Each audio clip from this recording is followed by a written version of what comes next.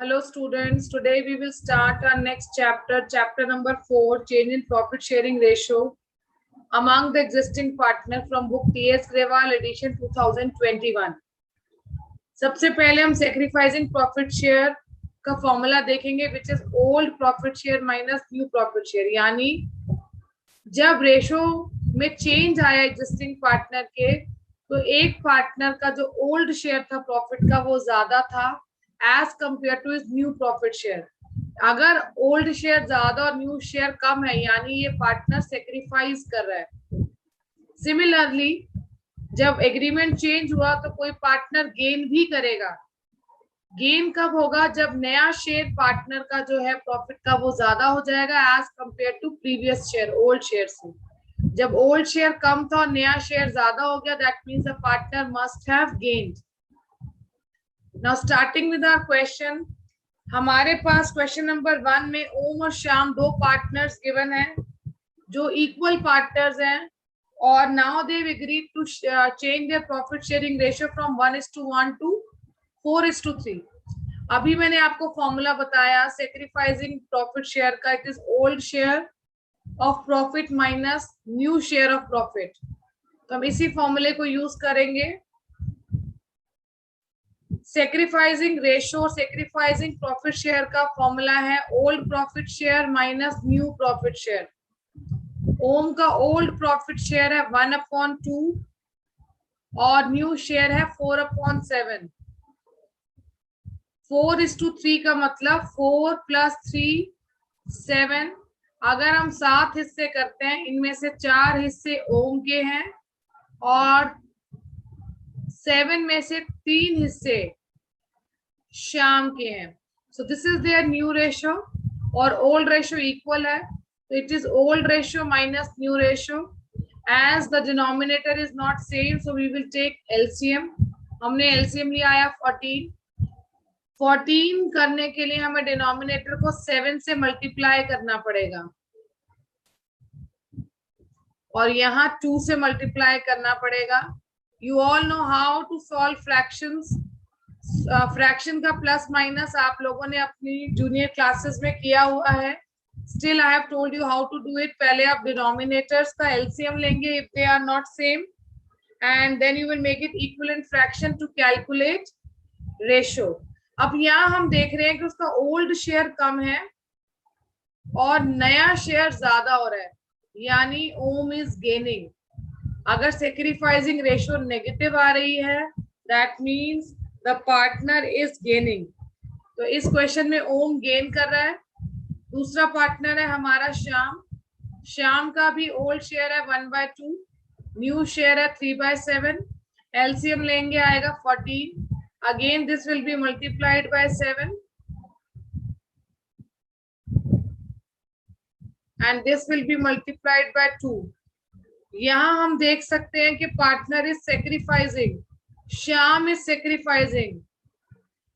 We also know अगर existing partner है profit sharing ratio change हो रहा है तो हमेशा एक पार्टनर का सेक्रीफाइस दूसरे पार्टनर के गेन के इक्वल ही आएगा। Here also we can see whatever Shyam is sacrificing, the same amount of profit share is being gained by Om.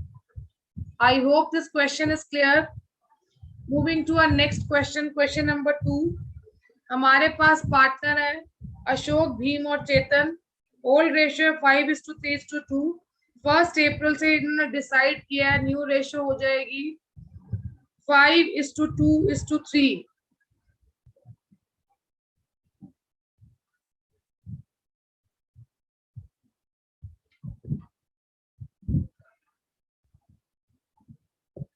Okay, now we have to calculate sacrificing and gaining ratio. Ashok का share अगर हम देखें तो old share भी 5/10 है और नया share भी 5/10 है यानी अशोक को इस एग्रीमेंट में जब चेंज हुआ प्रॉफिट शेयरिंग रेशियो के तो ना तो कोई गेन हुआ ना ही कोई sacrifice. Now moving next, Bhim. अगर हम भीम का शेयर देखते हैं तो भीम का पुराना शेयर 3/10 था जबकि उसका नया शेयर 2/10 हो गया यानी इस पार्टनर ने अपना शेयर सेक्रीफाइस किया।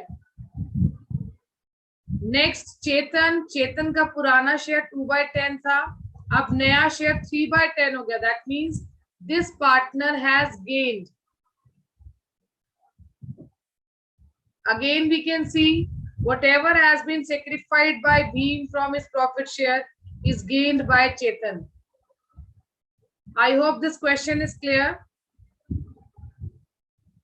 Moving to next question, question number 3. XYZ partner है, पुरानी रेशियो 5:3:2 और न्यू रेशियो है equal. Again we have to calculate sacrificing and gaining profit share. Formula, अगर हम ओल्ड शेयर विच इज 5/10 उसमें से न्यू शेयर माइनस करें 1/3, एलसीएम लेंगे आएगा 30. Now to make this 30 we have to multiply it with 3.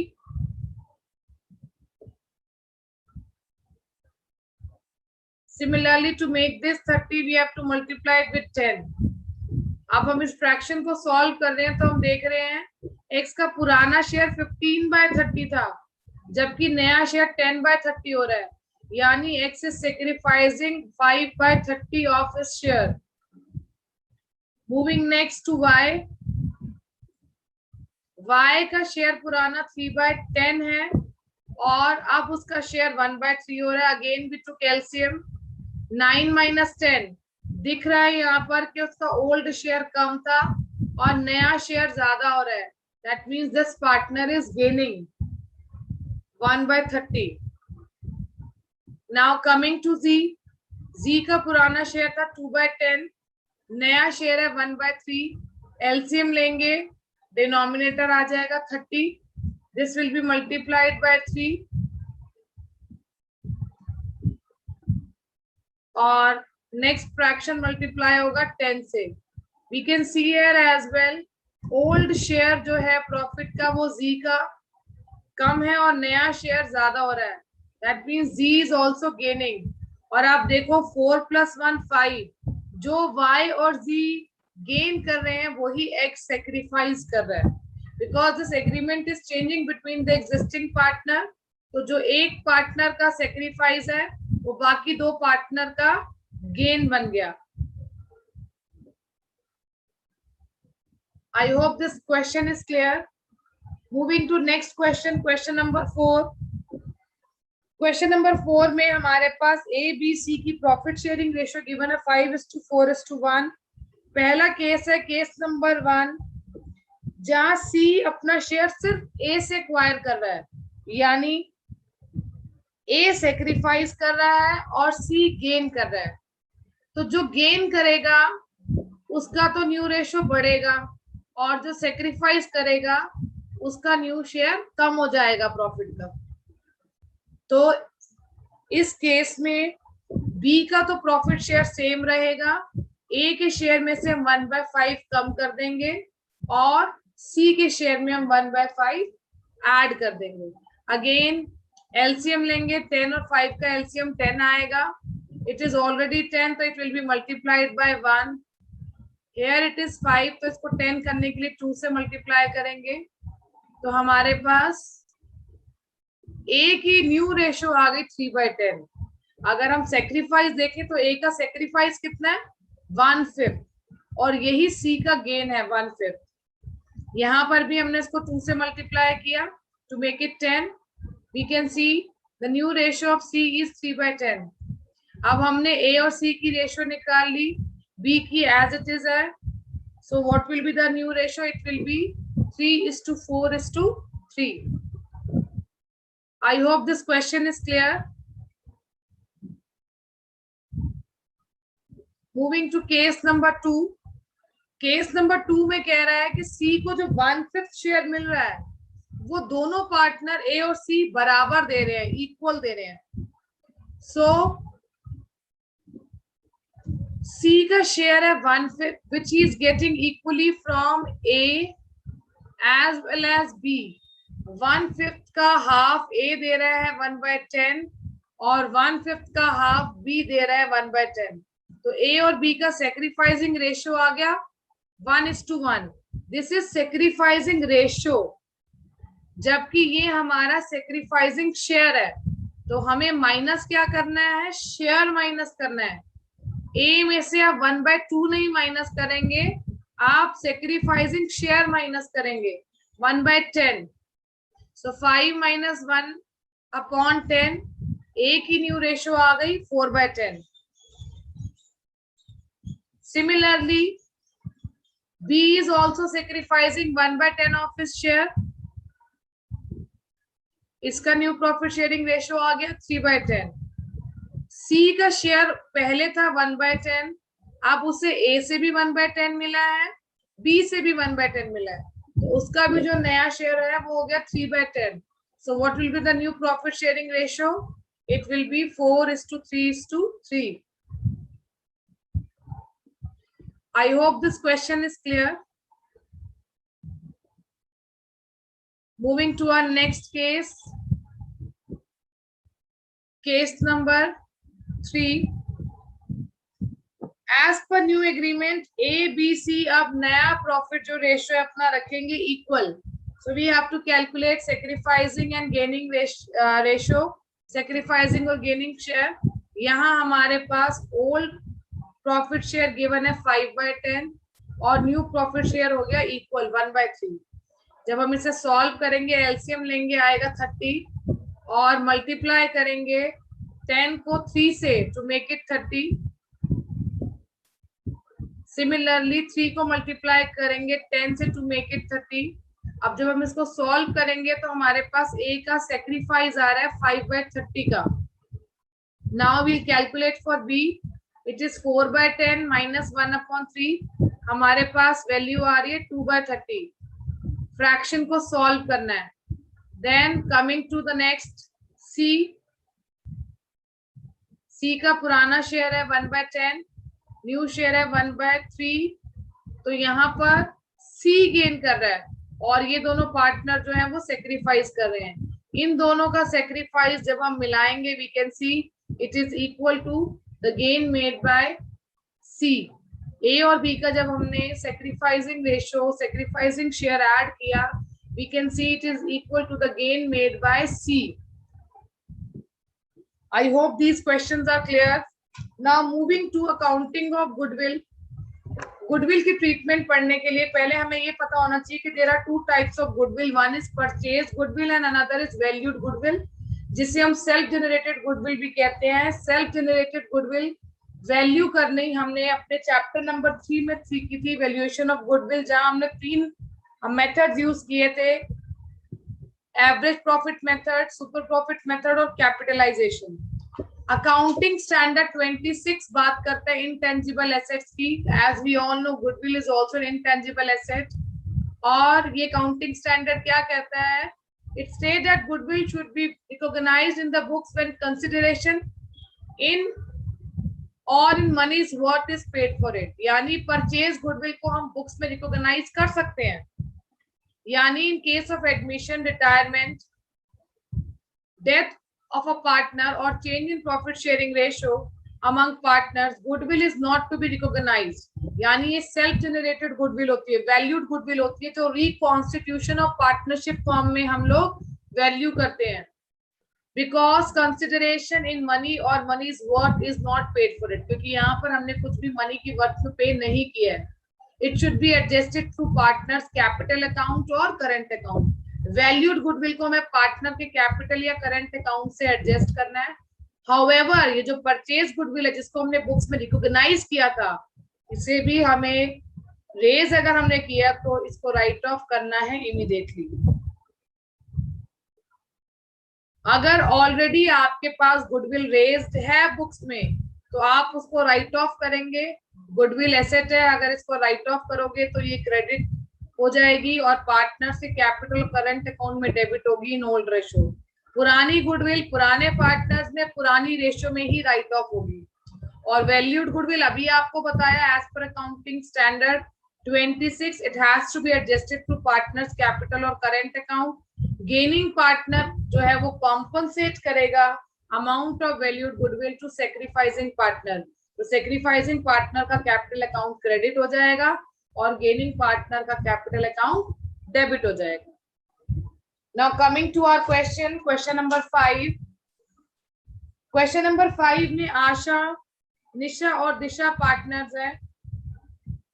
इनकी old ratio हमें given है 3:2:1, यानी 3/6, 2/6 और 1/6. Now they have decided to share their profits and losses equally, which is 1/3, 1/3, 1/3. जब हमने कैलकुलेशन किया 6 और 3 का एलसीएम लिया 6, 3 में से 2 माइनस किया इक्विवेलेंट फ्रैक्शन करने के बाद, तो देखा आशा सेक्रीफाइस कर रही है और दिशा गेन कर रही है. और हमें यह फॉर्म की वैल्यूड गुडविल गिवन है 18,000. अभी मैंने आपको बताया कि जब वैल्यूड गुडविल क्वेश्चन में गिवन है, it has to be adjusted by partners, capital और करंट अकाउंट. तो यहाँ पर हमें जो हमारे पास गुडविल का अमाउंट गिवन है, वैल्यूड गुडविल का अमाउंट 18,000, उसको 1/6 अमाउंट जो है वो कॉम्पनसेट करेगा गेनिंग पार्टनर. किस पार्टनर को? सेक्रीफाइसिंग पार्टनर को. तो यहाँ पर हमारा गेनिंग पार्टनर है दिशा. तो Disha's capital account will be debited by 3,000 rupees and Asha's capital account will be credited by 3,000 rupees. बहुत ही आसान है. वैल्यूड गुडविल के लिए there is no need to open goodwill account. आप डायरेक्टली पार्टनर्स कैपिटल और करंट अकाउंट के थ्रू इसे एडजस्ट करेंगे. Now coming to question number 6.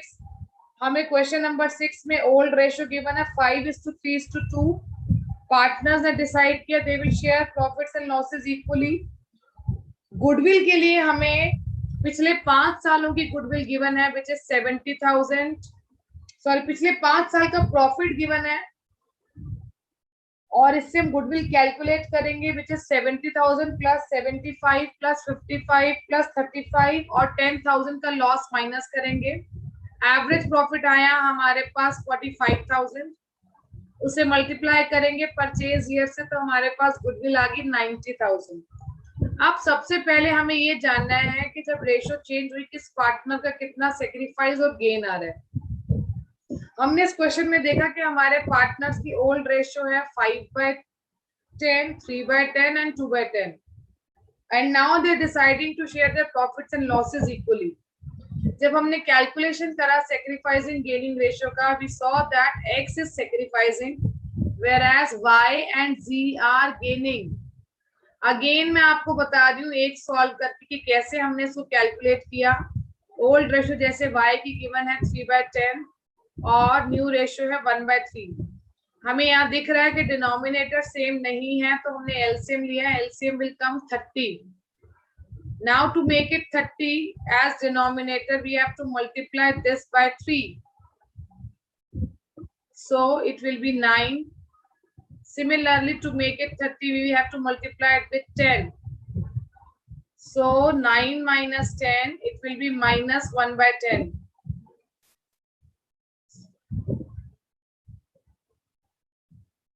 Sorry, it will be minus 1/30.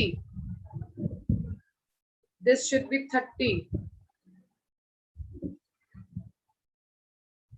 Now we can see जो हमारा gain है y और z का, it is equal to the sacrifice made by x. जो हमारा x और x का sacrifice है, it is equal to the gain made by y and z.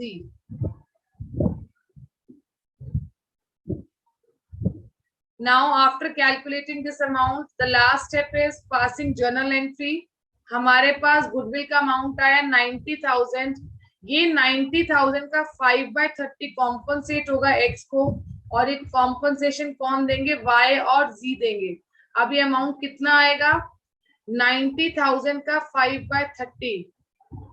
90,000 का 5/30 यानी x को मिलेंगे 15,000 और ये 15,000 x को कौन देगा?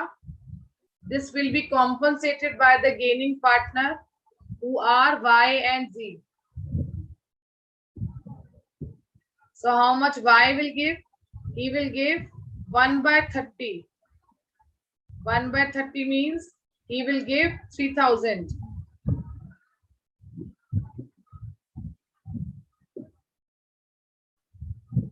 Similarly, Z will compensate 12,000, which is 90,000 multiply by 4/30. तो गेनिंग पार्टनर देखो जो अमाउंट कॉम्पनसेट कर रहे हैं it is equal to the amount sacrificed by sacrificing partner. तो इसकी जर्नल एंट्री पास करेंगे तो क्या जर्नल एंट्री पास होगी? It will be Y's capital account debit Z's capital account debit to X।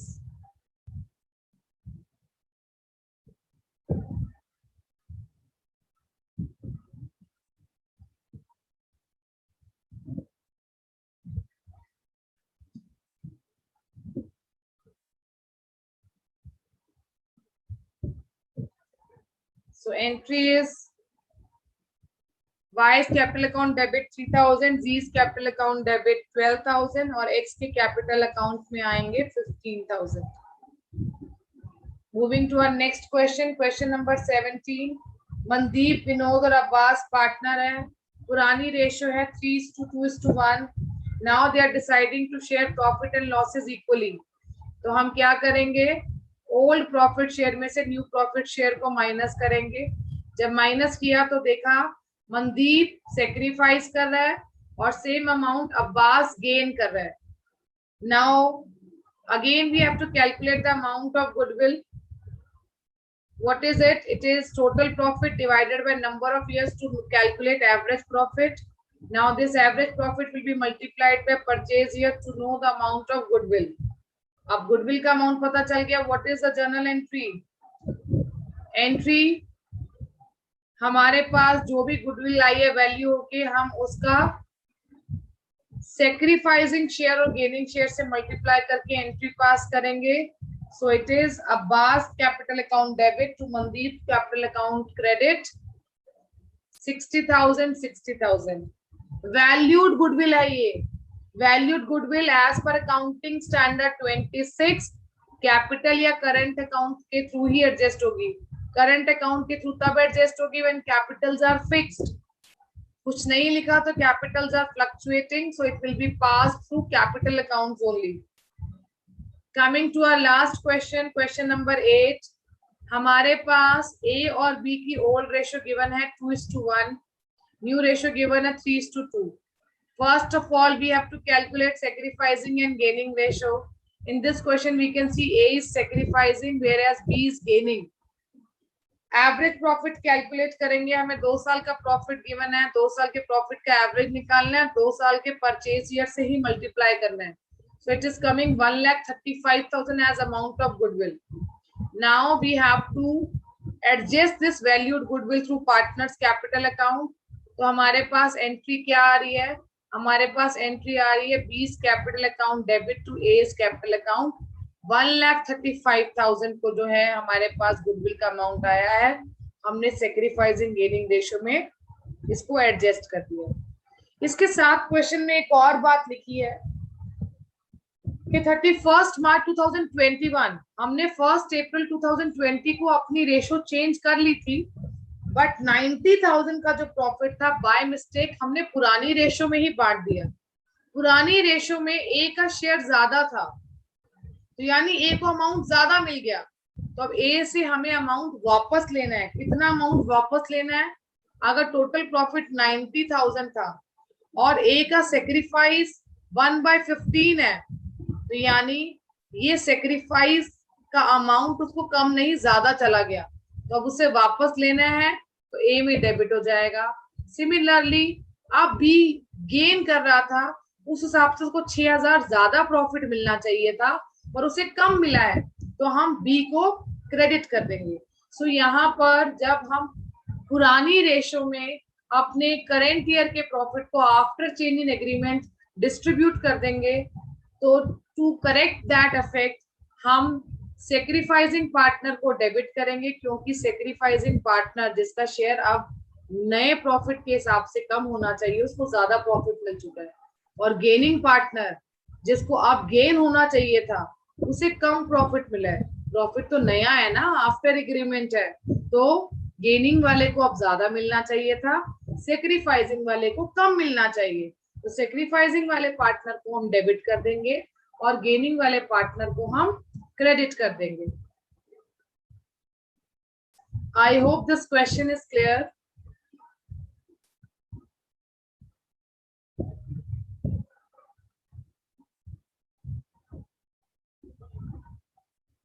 Thank you for watching this video. Stay connected. Do subscribe my channel. Also like, share and comment.